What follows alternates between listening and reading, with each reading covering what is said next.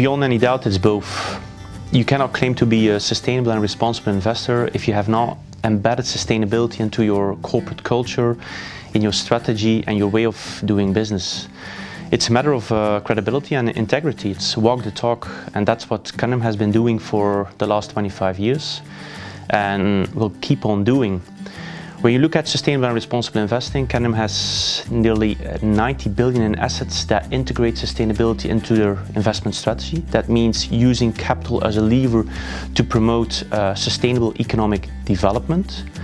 But let me give you a more interesting example on Candriam as a responsible enterprise.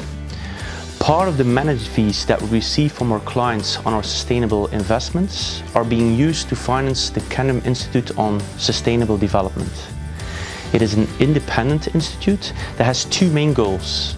First of all, foster learning through financing groundbreaking academic research on sustainable economic development and investing. And then secondly, and most importantly, philanthropy. So we provide financial support to charity projects that have focus on social issues like inclusion, financial inclusion, but also on environmental issues like reforestation.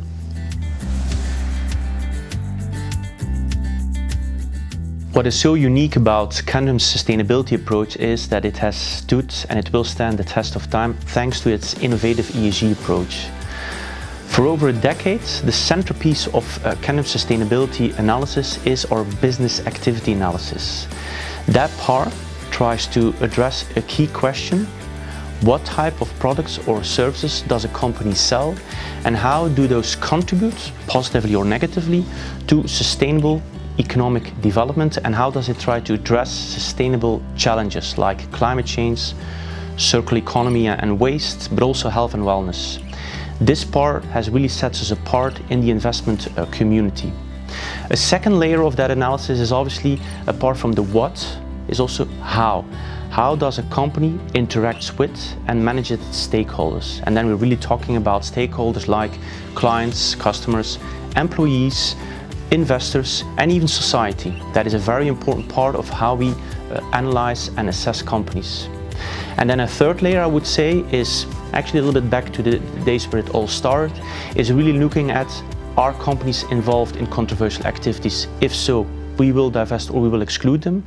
And obviously, are companies also involved in controversies? If so, we will divest from these type of companies. So 3 important building blocks that try to actually capture both the risks and opportunities we see in the market.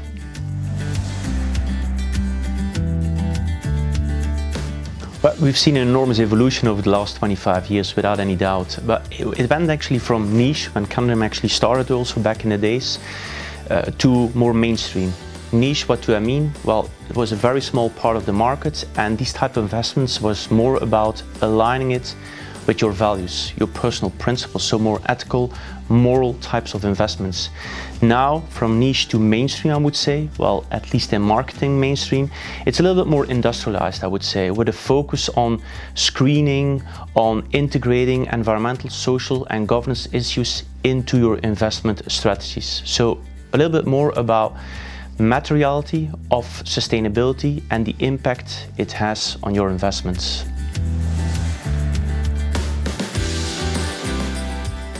I would love to have a crystal ball, but unfortunately I don't know what's actually going to happen.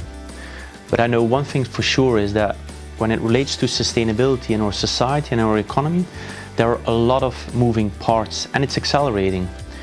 Who would have thought only 2 years ago that China would commit to a net zero emission economy by 2060? It's an enormous shift in the mindset of people and investors across the world. But what I know for sure is that we're only at the start. There's still a marathon to be run.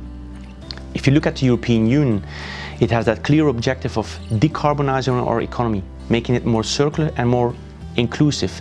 And that will create massive risk for certain sectors and companies operating in those sectors. However, on the other hand, the European Union is determined. They will fire on all cylinders, they will put money on the table.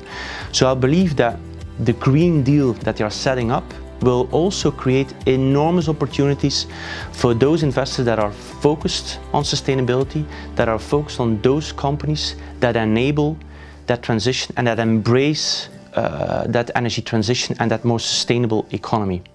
So in the end, the next 25 years will be about more active, more impact, more engagement, and more focus on environmental and social issues.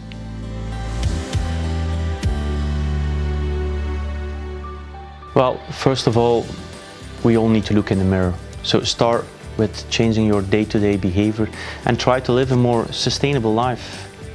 Buy more circular products, use more public transport, buy renewable energy. That change in lifestyle, I can tell you that it's not easy.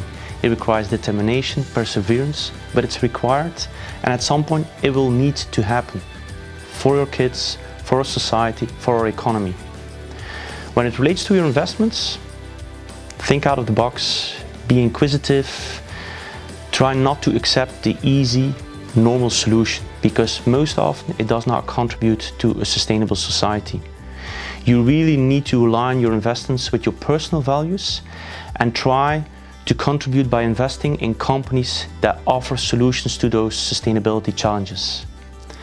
But most importantly, be an enlightened investor that has a conviction that the money you use for investments can make a difference.